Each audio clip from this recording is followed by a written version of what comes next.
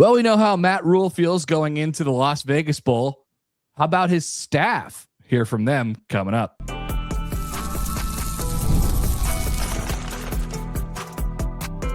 You are Locked On Nebraska, your daily Nebraska Cornhuskers podcast, part of the Locked On Podcast Network, your team every day.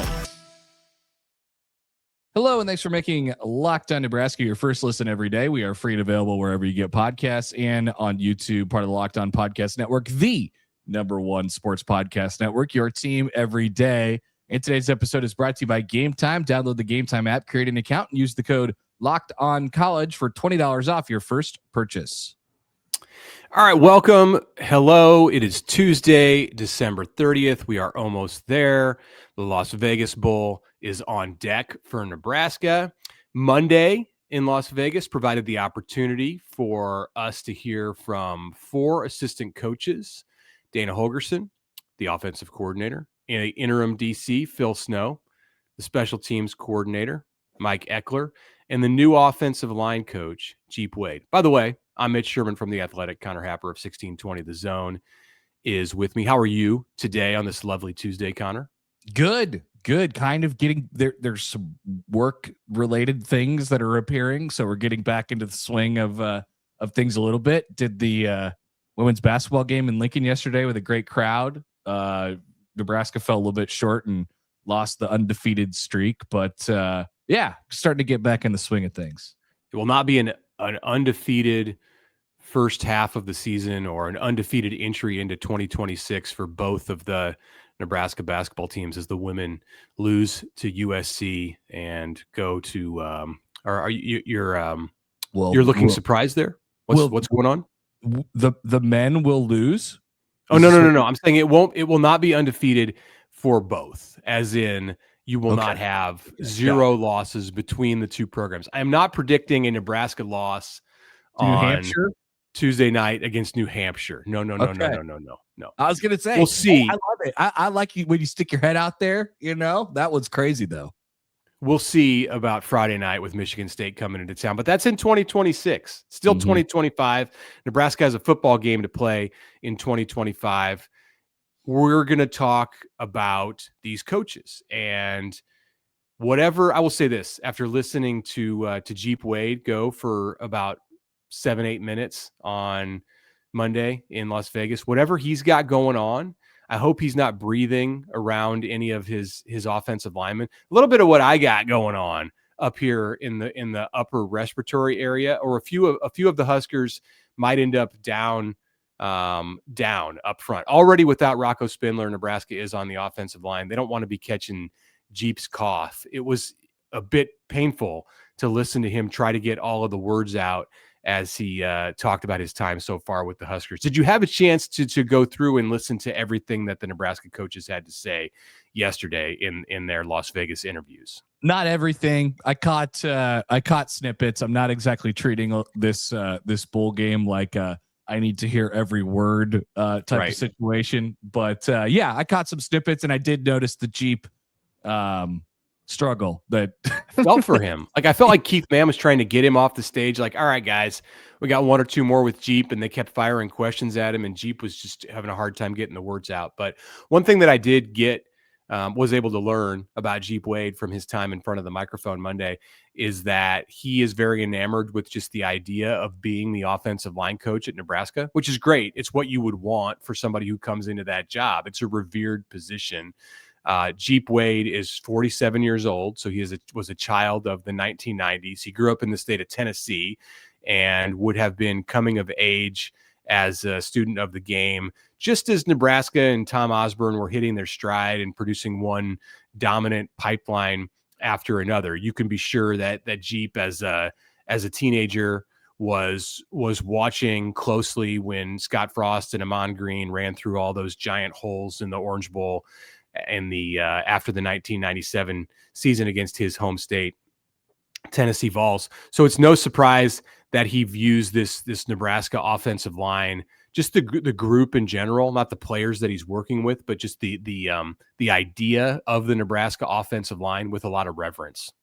I've often wondered about that because he is far from the first coach to come in, and it's, their coaches are reaching a certain age now. It's like, oh yeah, I mean, the first question is always, hey coach, happy, glad you're here, all those things. Why did you decide to take the job? And oftentimes their response is, what do you mean? Why did I decide to take the job? It's Nebraska. Like, are you kidding? Especially me? on the offensive line, yeah. Or if it's like running backs, or it's like these are the greatest football players ever to have graced the college game, and it's like, well, have you checked Nebraska's record of late? Yeah, they're like, yeah, well, I guess I know it's been a little bit different as of late, but come on, it's Nebraska. So I've often wondered, because I mean, dozens have done this over the years, and all the different staffs and all those things, and I wonder, like you said, Mitch, it can't be a negative thing. It has to be a positive thing that the program is viewed in that light. But it's just like a generational, thing. In 10 years, people of the same age will say, well, yeah, when I was a kid growing up, I was watching Zach Taylor, I was watching Bill Callahan get fired, or whatever it might be. It's going to be rough when if this ever happens, and it's going to take quite a revival by Nebraska to avoid this, where the people who remember the great teams from Nebraska are sadly in their 70s, late 60s and 70s. You do have Geep Wade still right now, who's 47, and he grew up in it. Do you know, by the way, I know the answer to this question, how many coaches have, not including Geep, before Geep, how many coaches have directed the Nebraska offensive line? It's been 23 years since Milt Tenopir retired. Milt Tenopir, the late great offensive line coach who was in charge of the O-line for 29 seasons under Tom Osborne and Frank Solich. How many coaches have been in charge of that position since Milt stepped down after the 2002 season? I'm going to say, so it's been 5 head coaching regimes. So at least 5 different people. Let's say 10. Let's say 10. That's a high number. Geep is the 8th. So there have been 7 who have been in charge. You have Barney Cotton, who did it in 2 different stints, 2003 and then 08 to 14. You have Dennis Wagner, who was the guy for Bill Callahan, John Garrison, who stepped in when Cotton had an elevated role under Bo Pelini. Mike Cavanaugh was the offensive line coach for 3 years under Mike Riley. Greg Austin for 3+ seasons under Scott Frost. The one people are going to forget is Frank Verducci, who was the offensive line coach for a short time at the end of the 2021 season when Scott Frost cleaned house in an attempt to save his own job, which shortly thereafter failed. And then Donovan Raiola, who's been the offensive line coach for the last 4 seasons. So Geep is number 8 to step into the shoes that Milt Tenopir filled for nearly 3 decades. And I would say that a lot of the luster is gone. So it's great that Geep Wade still remembers those years. He says, it's an honor to be here as an offensive line coach. He said it was a no-brainer to come to Nebraska because of its history with offensive linemen. And what he's tried to do here in this bowl season and coming in and taking over, he's actually coaching the position through the month of December and in the bowl game tomorrow, much like Dana Holgorsen did a year ago, and coming in and being in charge, not just watching in the way that you've seen with Rob Orich and Roy Manning. He wants this group to simplify things and then just play hard. He says, have a mentality that they represent Nebraska. His quote is, "I want that to mean something." So we'll see. I mean, these are similar words to what you heard from Donovan Raiola and from many of the other offensive line coaches who filled that chair. So yeah, I mean, I'm fascinated in the difference in the teaching styles, because we've heard a lot about that over the first couple of weeks of him being here and things like that. And you're probably not going to see that on full display on Wednesday afternoon. But this is it's. I'm excited for a different person to come in and have their crack at developing some pieces that they have already on the roster, like Elijah Pritchett. So let's hear from Geep Wade on Monday post practice in Las Vegas on working with this group, specifically his presumed starting left tackle next year. he's got major potential, and but we want production over potential. You know what I mean? So I think I'll say this: when Coach came to me about Coach Teasley here with us and stuff like that, having an assistant and all that, I've had that at Georgia Tech over the last couple of years, and I think it really helps because I'm not here all the time. So now it's true development, and that position, it's one-on-one time. It's meeting with Elijah, and throughout times of the season when in the old days, a coach is gone recruiting the whole month of January, half of April and all of May, so there's nobody around. But now it's year-round development, it's year-round meeting, it's year-round things that can make a player a lot better. So I'm hoping that can take another step in his development. Yeah, and that was a good way for him to get into the conversation about Lonnie Teasley, who Nebraska's added to its staff from South Carolina as the run game coordinator and kind of an assistant on the offensive line, an assistant to the offensive line coach.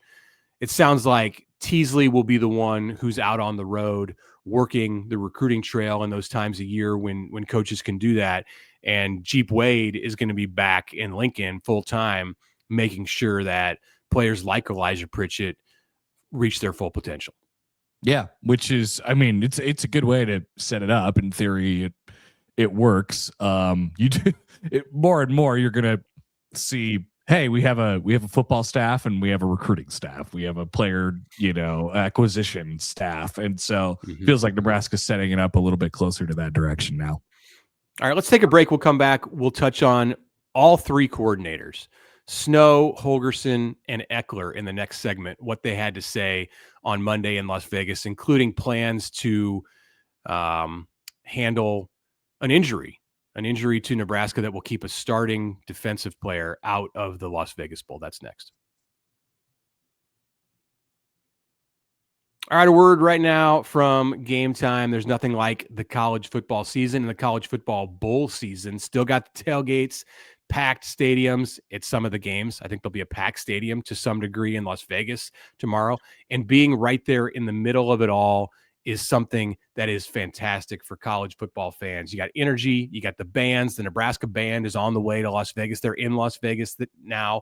The moments that you will remember forever. But actually getting tickets to get into those games, that part used to be frustrating with long queues, logins, prices that jump at checkout. Not anymore.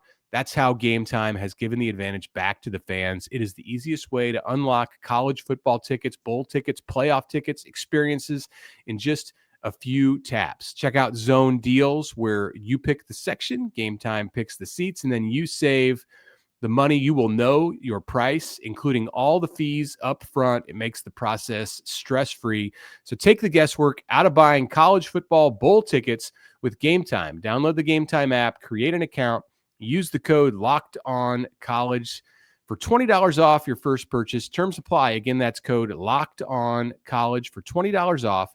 Download Gametime today.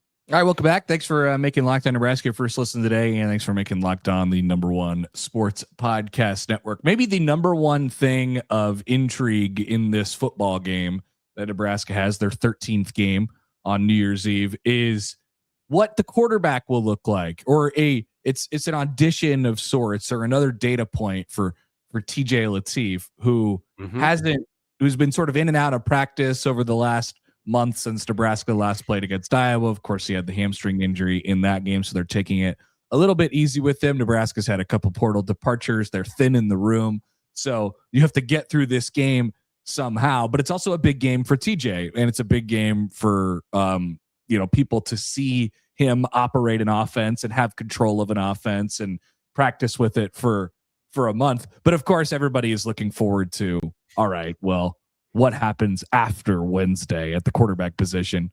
And of course, the offensive coordinator was asked about that. Here's Dana Holgorsen on Monday.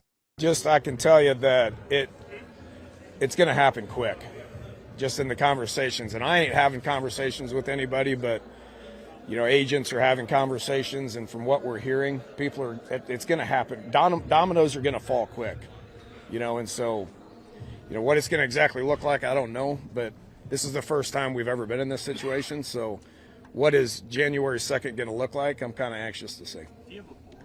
I'm not asking you before, but do you like have a ranking of quarterbacks, or is there a group? I'm sure our personnel department does. I'm a coach, right? And so I'm trying to organize this offense and get us ready to play Utah. So that's it. Just the world that we live in now, you better have a personnel department that's doing all the work. And so you'd have to ask them. I don't know. Yeah, the assumption is, and I think you can take this to the bank, that the Nebraska coaches have checked out some film of quarterbacks who've announced their intentions to go into the transfer portal, Or haven't. and they or haven't announced their intentions to go into the portal, and it could happen this weekend as soon as Friday or sooner. But yeah, I mean, Holgorsen has a game to coach, and that has his focus. Lateef has his focus. He said that it's unfortunate that TJ wasn't able to take full advantage of the practices this month, but he did stay engaged and took all of the mental reps. So we'll be interested to see on Wednesday. I'm intrigued by what TJ Lateef looks like. I think it will shape my opinion somewhat on what Nebraska needs to do and what the priorities will be in searching for a quarterbacks plural, as things get going. The most interesting thing I think that Dana said there is that he expects the dominoes to fall fast, and maybe that's not a surprise, but for him to voice that, you would expect maybe that Nebraska is going to have something lined up, or at least a picture, an idea of the direction that it's going at the quarterback position, with additions just a few days after the Friday. After the flag is waved on Friday, and it becomes a free-for-all. Well, it's the reason why TJ is such an important person in this whole picture, because, you know, you could have a plan. I'm sure Nebraska's got a plan A right now of like, here's how I want it to look in 5 days. Here's how I want it to look at the end of the week. But, you know, those quarterbacks have other options too. So, you know, TJ's an important guy to have, because at a certain point, you're dependent on what you get, right? So I'm sure, like I said, I'm sure Nebraska's got a plan, but it's really, really nice for them to have TJ there, so they could say, okay, at least we have that, and then we could build off that if plan A, B, or C or whatever doesn't go their way. Some of this will probably come out in the days ahead. It'll be very interesting to hear what Nebraska's plan is, not so much for the players that it's going after in the portal. Those decisions are being made in conversations that are led by the personnel department and Pat Stewart and that group. And then the coaches, of course, are involved. But what their plan is for the logistics and managing this whole period of time, because it could, if you don't have a plan and you're just going to bring players in and say, hey, it's like recruiting where you have visitors, it won't just be on the weekend. It'll be, you know, every day of the week, a player's in for a day or 2 days, and then they leave. Like, what is Nebraska going to do logistically just to make sure that everything is maximized, that you're able to get the most out of these visits and these conversations that they have in this 2 week period, really less than 2 weeks, because you'll want to make most of your hay in probably the first 10 days. Did you see what Tulsa is doing? Yeah. The portal house. Yes. So this is going to be like part documentary.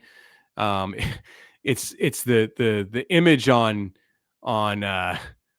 social media is amazing, like with the Animal House style, like a frat house that Tulsa is setting up, a big house on campus, January 2nd through the 16th. School's not even in session at that university until after the portal closes, and it won't be at Nebraska for a week or so either.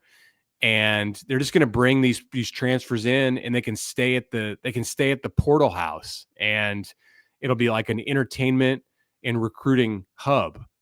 Fans, former players, donors can drop by the house. Like, is this what college football is becoming? I mean, it's a genius idea. I don't know that it's going to lead to more commitments for Tulsa or for it to get the best portal class, but it's certainly like one way to organize it. I don't get why. I don't really get how it's a genius idea. I saw everybody saying that. I don't get why it's so cool. Because we're going to be able to see it. We're going to be able to see behind the scenes, and that's what we want. We would love to see the portal house at Nebraska. If it's a hotel, if it's Matt Rule's house, if it's Matt Rule's condo, it doesn't mean that you're set up to kill the portal, to dominate the portal. But I think it just like the idea of having a look behind the scenes is super fascinating. It's cool. Yeah, it's cool. I don't know what it does for them. Yeah, maybe nothing. It might not do anything. But it definitely made some waves yesterday. That's for sure. God, I saw it everywhere. Portal House from Tulsa. Yeah. All right, let's back up for a second and talk about Phil Snow and what Nebraska's interim DC had to say on Monday in Las Vegas. Biggest thing for Nebraska, Deshaun Singleton, starting rover, second leading tackler on the team this season, will not play Wednesday in the Las Vegas Bowl. He had surgery recently and is focused on getting his body ready for the offseason and prep for the NFL draft. So you're likely to see Justin Rhett, the graduate of Las Vegas Bishop Gorman, transfer from Georgia, third-year sophomore, first year in the Nebraska program, with a heavy workload at the rover spot. Big loss for Nebraska not to have Singleton, but a big opportunity for Justin Rhett. Maybe it'll be something like what Nebraska had a year ago with Donovan Jones, who made a splash in the bowl game against Boston College in the secondary and then parlayed that into, you see what I did there? He's going to parlay something from Vegas into more playing time, an increased role on the defense in 2026. But the challenge is significant for Justin Rhett because the role of the Nebraska safeties in run defense, we're actually going to talk for a second about the game at hand on Wednesday. The role of the safeties is huge in this game. They have to be able to play big in run support, or Utah is going to run over them and pile up 250 to 300 yards, which is its average this season. Yeah, and you got to be nimble too. I mean, Dampier is a really good player, so it's going to be tricky for Nebraska defensively. But no, I'm excited to see this kind of fresh new faces everywhere, whether it be coordinators and coaches and all these different things, and then different players as well. Honestly, it's a good situation for Nebraska. Now, unfortunately, you count it on your record. And I don't, we'll talk about this in a minute, but I don't feel like Nebraska has a real strong chance to win. But it'll be good to see some new faces and fresh guys out there. Finally, from the Nebraska coaches, Mike Ekeler. So he's been helping out with the defensive line, some of the edge players. Roy Manning, Nebraska's incoming edges coach, has been with the team for some of the bowl practices, but he's not really pulling a Geep Wade here and taking over his position until Thursday, New Year's Day, when we officially turn the calendar to 2026 in many ways with this Nebraska football program, in every way with this Nebraska football program. So Eckler's out there working with the edge guys, and Nebraska, of course, is without Deshaun McCullough, Jack linebacker in the system. So you'll see some younger players there. Maybe Jordan Ochoa has a chance in the same way that Justin Rhett does and the running backs do to use this game as a springboard to next season. Ekeler was not like extremely colorful, not like peak Mike Ekeler in his interview on Monday. He did talk about watching film of the Utah offense, said it's kind of like a horror movie. In a good way for the Utes, meaning that they can gore people with the way that they run the football, and he talked about really just his special teams unit through the 2025 season, the development that Archie Wilson made as a punter. They've got Michael Sarazikas, one of the incoming freshmen, working with the kickers this last week or so in Las Vegas. That's been helpful for Eck and his unit. Yeah. So there's some. He talked glowingly, of course, about Ja'Cory Barney as well. His punt returner for the majority of the year for a unit that was pretty dang good. So always good to hear from Mike Ekeler. All right, let's take a break. We have some picks. We have some selections for some college football playoff games. Yes, It's all coming up when we return after this. But first word from the FanDuel Sportsbook. Fridays already feel a little different during basketball season, and FanDuel is making them even better. Each Friday night before the games tip off, FanDuel gives fans a new way to kick off the weekend with NBA Happy Hour. NBA Happy Hour is your official pregame, a limited time window where special offers drop right inside the FanDuel app before the action even begins. So Fridays from 5 to 6:30, that's your happy hour, NBA Happy Hour on FanDuel. They're going to throw in all sorts of deals and specials before the games tip off. So you're going to want to be on at that point and then get ready to get locked in and watch a night of basketball on Friday night. So once again, before tip off, check the FanDuel app and see what's dropping during NBA Happy Hour Friday, 5 to 6:30 Central Time. A little basketball, a little action, a whole lot of Friday energy. NBA Happy Hour only on FanDuel, the official sportsbook partner of the NBA.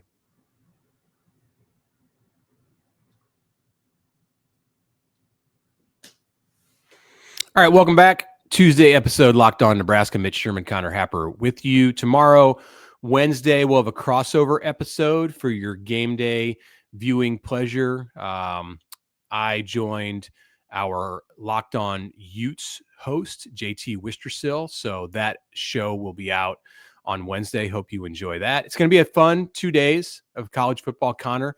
You can watch the ReliaQuest Bowl on Wednesday morning as a New Year's Eve appetizer. That's Iowa Vanderbilt playing in Tampa before Nebraska and Utah kick off at 2:30 p.m. Central Time. Michigan, Texas in an intriguing matchup. Also in the Citrus Bowl will start about 30 minutes before the Nebraska game. I'm excited for Diego Pavia to learn Iowa. I'm excited to watch him get kicked around by the Hawkeyes a little bit. That'll be exciting. I think a lot of people want to see Diego Pavia kicked around after a full year or 2 years or so of him. And I will say this, like his antics, he wore a lot of people out, I think, with the way that he responded to not winning the Heisman Trophy. Maybe not the most gracious second place finisher that we've ever seen. No. For me, it's before that. All the, right. the extra eligibility stuff and all of it.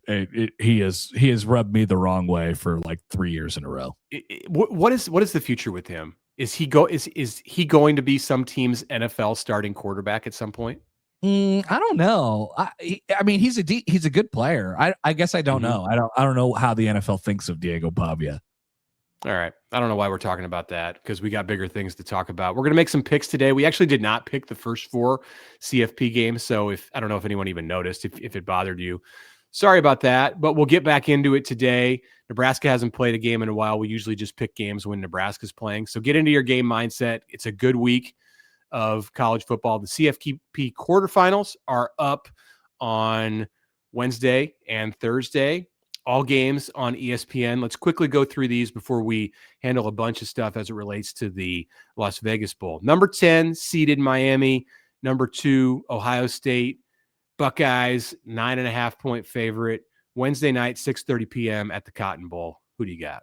Yeah, I think this is a low scoring, defense first, type of thing here. I think Ohio State wins, but I think Miami covers the number at 9.5. So give me the Canes to cover. I'll take the Buckeyes, 10 to 14 point win.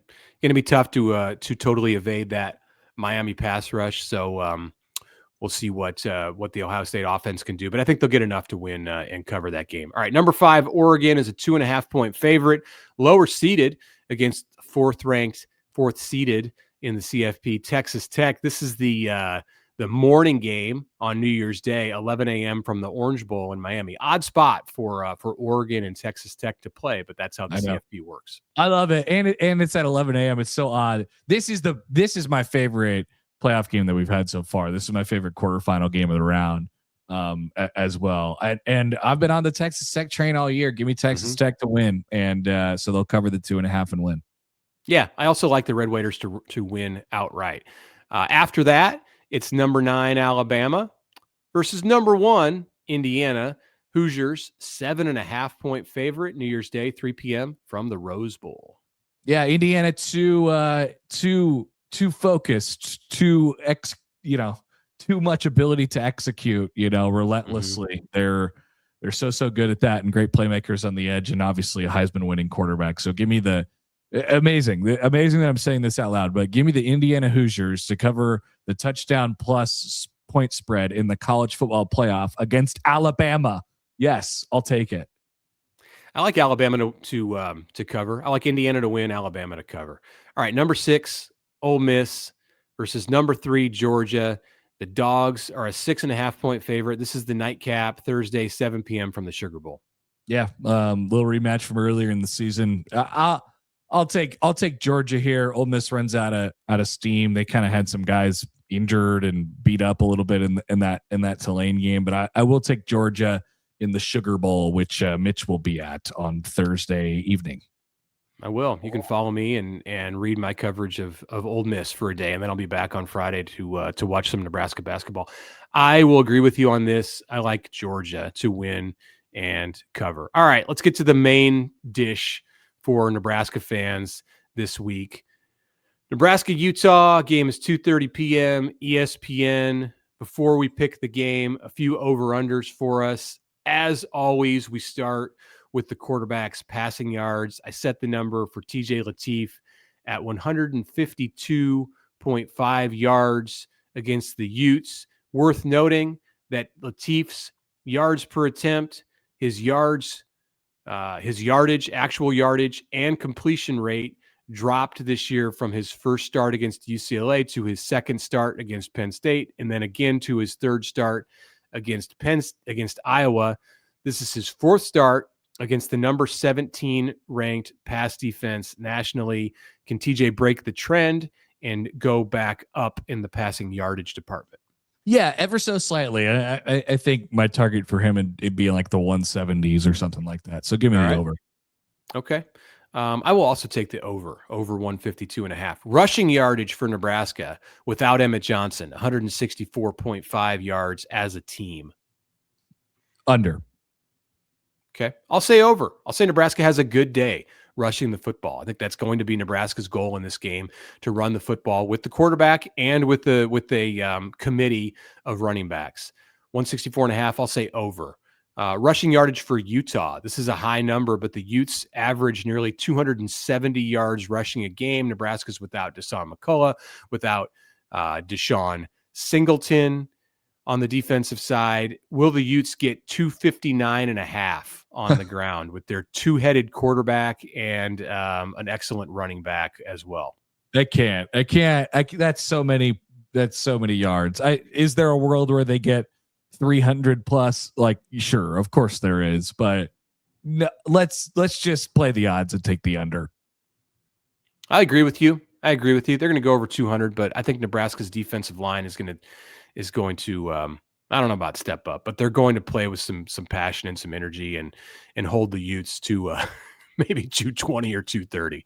Okay, final over under here. Nebraska on third down, 41.5%. So I put this in here because Nebraska's been good on third down this year, 45.2% for the season. That's 30th nationally. Utah ranks 18th in third down defense in the country. This is the best third down defense that Nebraska has faced all season. In fact, Nebraska has played just one team, one Power 4 team. I'm not including Akron.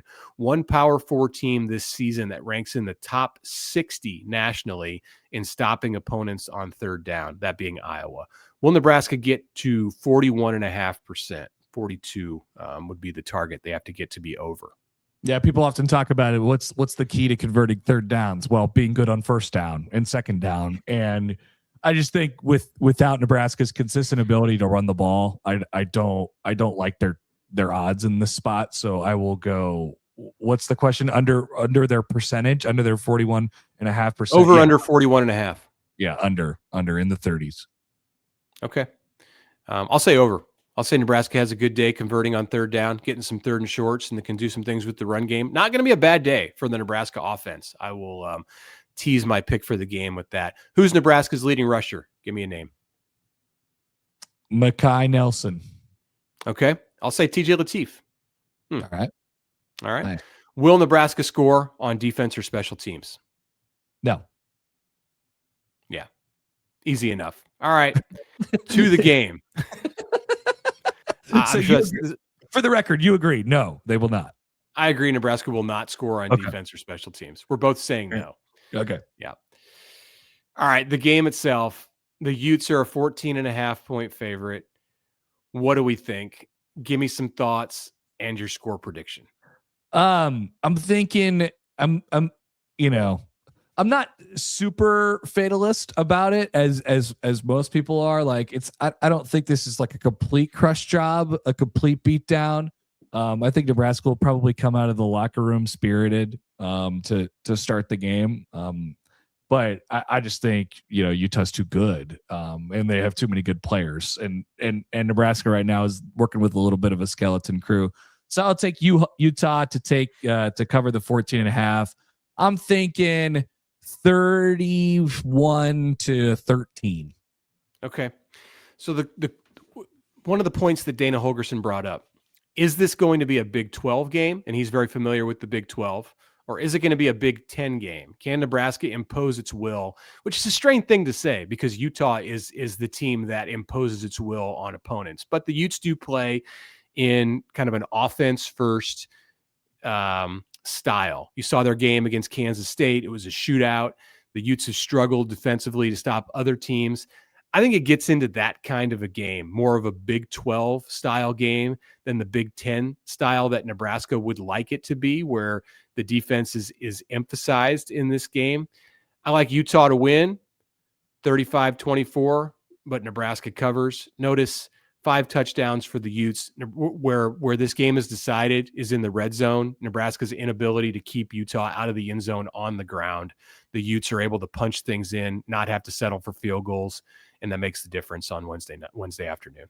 All right, that'll wrap it up for us. We'll be back. Well, Mitch and I will be back with you for a post game show at some point, either after the game on Wednesday or on Thursday early. We'll sort that out, and then of course we'll stay tuned for the crossover episode, which will drop Wednesday on the feeds. Thanks for making us your first listen today on video. If you're on YouTube, thank you as well. And we're going to send you over to the first ever 24/7 National Locked On Podcast Network YouTube channel on audio. Make your second listen Locked On College Football, and we'll talk to you soon.